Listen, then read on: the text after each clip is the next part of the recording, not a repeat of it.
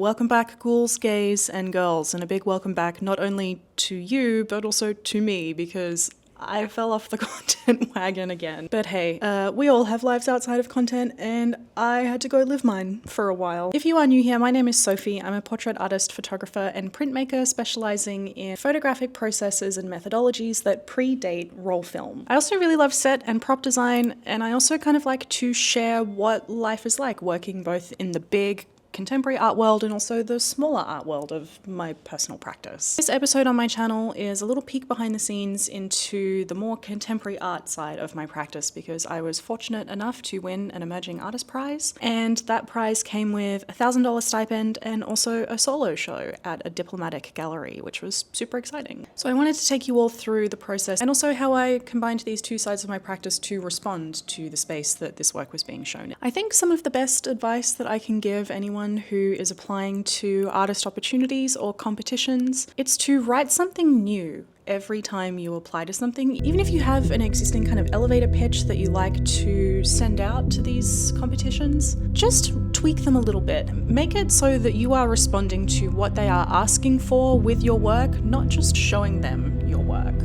Also, don't be afraid to ask people for help and to look over your application. Chances are there are people in your life who want to see you thrive, and if that's the case, they will show up for you again and again. So today I actually have some sample frames that have been delivered. I'm planning to display both 4x5 and 8x10 originals for this exhibition. My larger pieces, the way that I have them framed is actually without mat boards. I wanted them to be representative of the plates as they go into the plate holder. So it's kind of just the plate and then the wooden frame that's around it. I've got some decision making to do here. This is definitely how I'm going to do my 4x5s. Absolutely.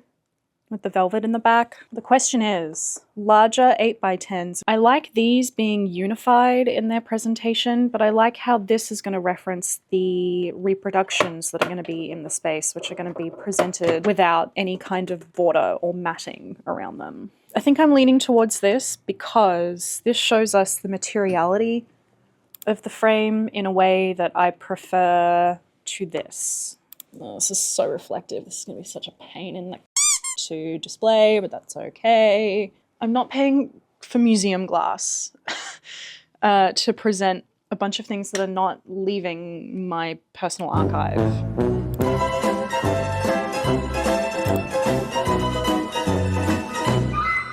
Today I actually have some fabric for the exhibition and also just for the space in general. Mercifully, I got the right color. I got more red velvet for creating a backdrop that hopefully goes across the whole length of this space. Great success. And then the other, I got black polyester fabric, but this is for backing my tintypes for my exhibition. Because I like to reference display methods from the past. I don't think I'd back them with any other color. I did consider purple, but I think that black is the way to go. I quite like how it's gonna match my large scale pieces, just because they have so much black in them as well.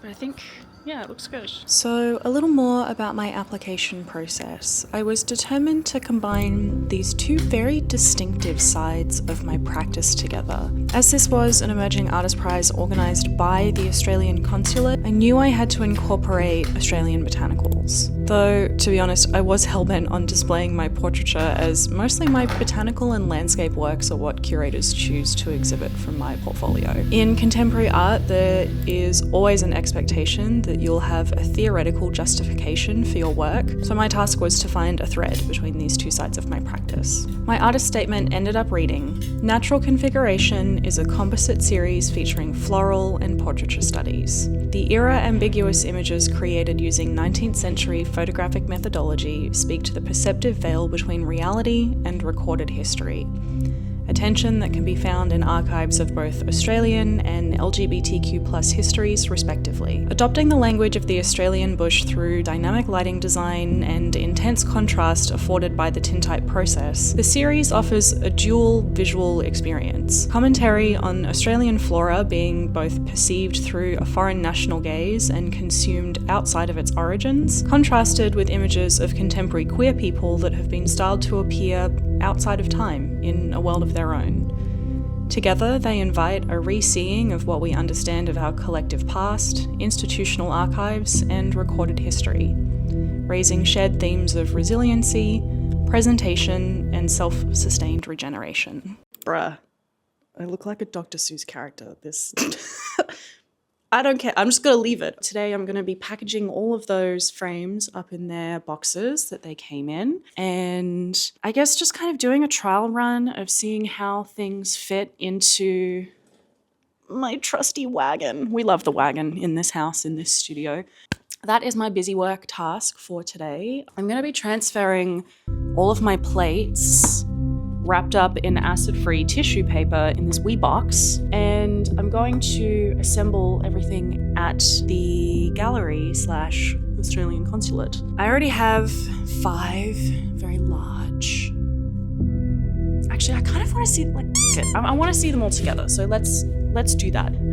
This is glass resting against aluminium or aluminum, depending on what syntax you adhere to. Now, who is she? Oh yeah, I'll show you guys this one. It's my kangaroo paw.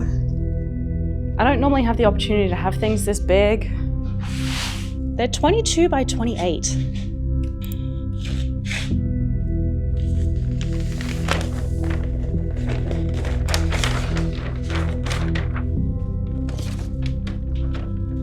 This is the one I wanted to show you all because it's my fave. It's the water. I love it. It's just the way it comes out of the abyss, you know? Okay, hang on. Hang on. Whoa, yeah, okay, seeing them together.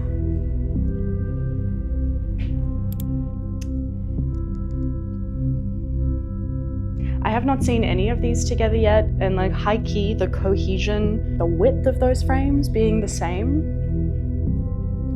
Wow. It's kind of like there's a weird cognitive dissonance. I have made all of these individually, right? And then seeing them all together, like I did that.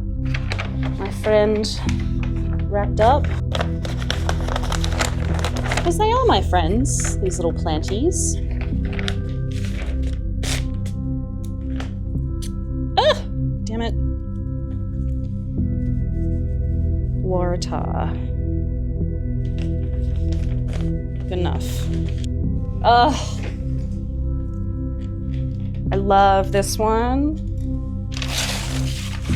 I made this with a dried Banksia that I have in my apartment.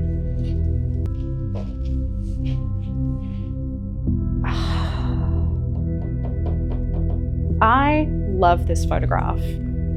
Reminds me of an octopus. Get it back in its little house.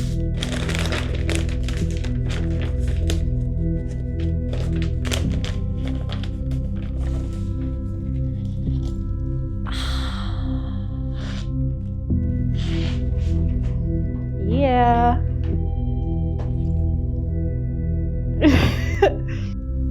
I love this. This is my favorite. It looks like spines, and I'm super into that. Vertebrae, you know? Now I've looked at it and loved it, I can put it away again. Eucalyptus. All right.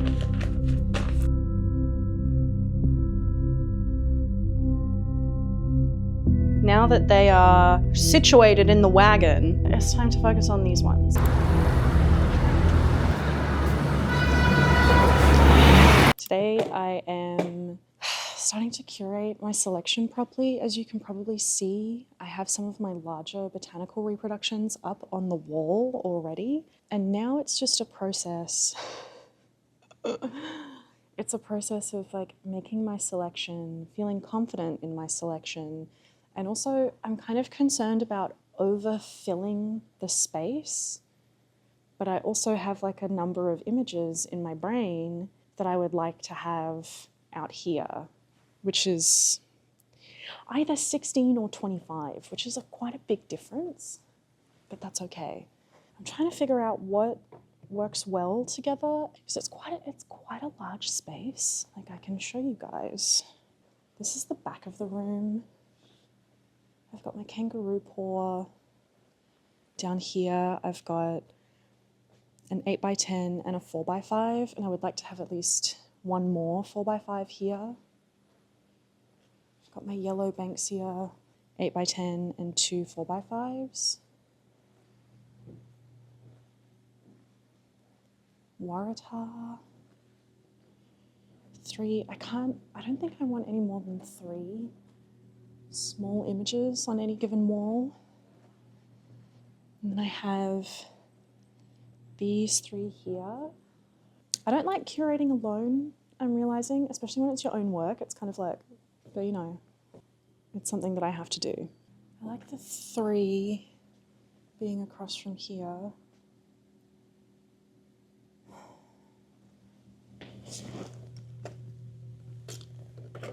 Fabby. So then this one, I feel,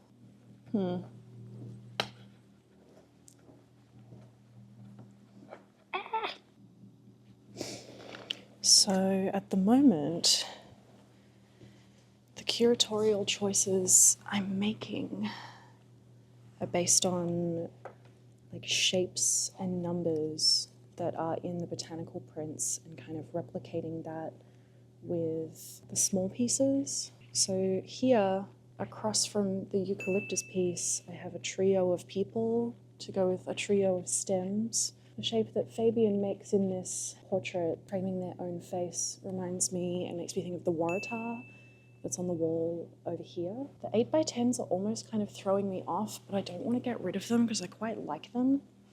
And then my favorite, like 3 of my favorite photographs are in this corner over here near the piano. And like, obviously I can't move the piano, but like, will they be lost? I don't think so. They'll be quite present. I think I need an 8x10 on this wall. I don't know, I'll figure it out. I should have a second pair of eyes. Lovely Pia, I think, will be coming to offer a second opinion later on today. Is this crooked? The wire? On the left? On the left side needs to go right a little bit. Correct. More? Good? Smidge. This, so slide the wire this way? Yes. Okay. Not quite. In a little bit more, but it's like, that is the right movement. Whatever movement you did last. Yes. Yes. I just... You just gotta like wiggly. Just wiggle it a little. The only people who are going to notice that is probably me. Yeah. And whoever else has an excruciating eye for detail. Like, where do you want that one? This is center. Where do you want that one on the wall? Put it up I first. appreciate you talking to me like a primary school teacher. When it comes to logistics, my brain just goes completely away from I'm actually anyone being really else's things. sincere. I know. A lot of people don't love it though. No, I'm good. I'm good. I'm I like, don't know how to speak. talk to me like I'm 5, please. That I think looks good. I think it could go out a little bit. Too far. I think visually that looks nicer. It may not be even to what that one is, but I think that having Feels them better. more as a cluster than... it shouldn't be so far away. Yeah, I agree. You can move all your little fingies. Oh, I can? Yeah. Okay, you're just going to do it for me? Okay, thank you.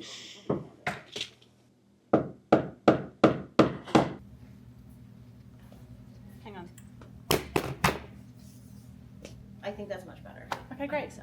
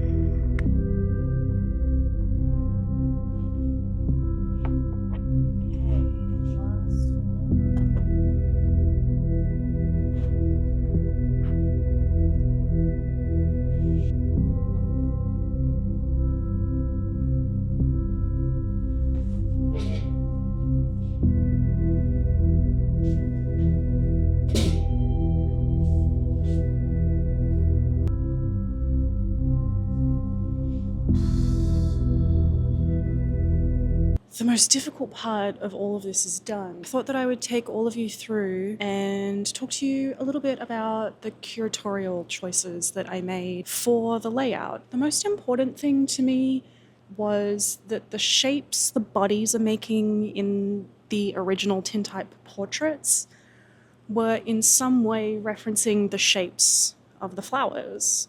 Because again, this is an exhibition that is not only a composite series, it's kind of a combination of two bodies of work that I've been creating, 2 of 3, I guess. One of the most important things to me is to have people who maybe aren't in contact with the queer community gain an understanding, even on an art subconscious level, that we are the way we are because it's nature. It's not nature versus nurture, it's just nature. It's our natural configuration, which is the name of the exhibition. Let's go through some of the choices that I made. Originally, the star and moon were supposed to be on the wall where the artist statement vinyl now is. Unfortunately, the vinyl was larger than we anticipated it was going to be. I actually had to come and figure out a slightly different layout, which meant that I actually had to add a couple of images back in. I took some away. And then, of course, installation, such is life. That's just the way things go. I wanted the sun and moon to be pretty much the first image that you walk in and head towards. I guess this one is kind of about gender performance, and then also my dear sweet Pia dressed up as a clown that is crying, wait for it, crying flowers. It's kind of hard to see, but the clown photo kind of leans this way, and then the Banksia leans this way, and I kind of liked how those shapes mirrored each other. I thought that was kind of one of the more subtle curatorial decisions. Now, here I have not only Connor with little hands like this, which makes me think of the waratah that is over here, but also we've got this kind of effervescing movement upwards and this trio of people kind of in what I call a cuddle puddle. I like how the kind of effervescing silver and the trio of people mimic this eucalyptus, which is parallel or across. Back to the waratah. The waratah, again, kind of has that like self-presentation. To kind of replicate that, I used one of my favorite photos of my friend Fabian, who's kind of doing that same gesture.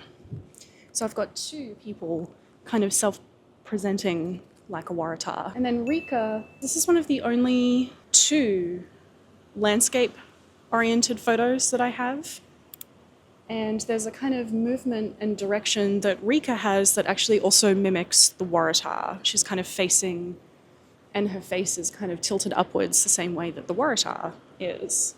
This one I included mostly because it has kind of chemistry and shapes that I think went with the Banksia. If I had more 8x10s, I maybe would have chosen something different because this is like very 19th century like recreationist, which wasn't my main intent, but I wanted to have 4 8x10s. The shapes in here and everything kind of moving around, coming from all angles. I actually thought was quite similar to the shapes here in the Banksia.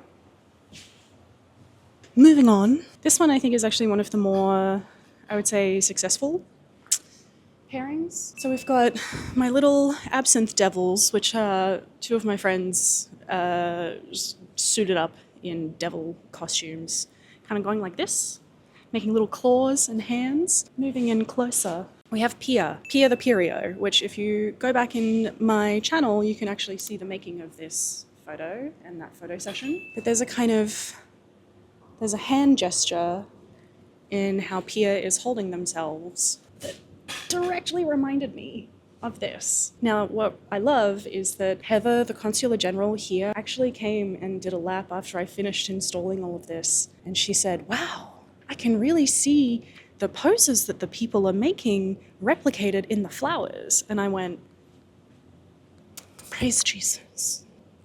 It worked. My curation worked, which is like, considering I've done this pretty much all myself, I'm happy that it reads. Now, the last collection, this is where, because I had to change things around before, this is where I had to add a couple. So originally I wasn't going to have this particular photo, and this one was around the front where the star and moon were. So I ended up having to go from 3 to 5 images, and I actually think that worked really well for this particular corner. Otherwise it would have been just kind of a weird outlier space. And I think that 3 4x5s, considering there's, these 22x28s and 8x10s, it wouldn't have been enough because it's its own kind of special little wall. And that was the other thing. I wasn't allowed any nudity in this because it's a diplomatic space. So that does limit some of, if not a significant portion of my portfolio. So I had to gather some things that I thought would work together. And I will say that this is probably like the cheeky corner, the slightly more suggestive corner. We've got Harlow in a corset and gloves, both velvet. We've got Marion with her fan kind of peeping behind and demure. We've got me and Rika being sapphic brides. There's Mr. Joe Wallen as the great horned god. And then, of course, Vinty and his flower drawers. I would say this is the gayest wall.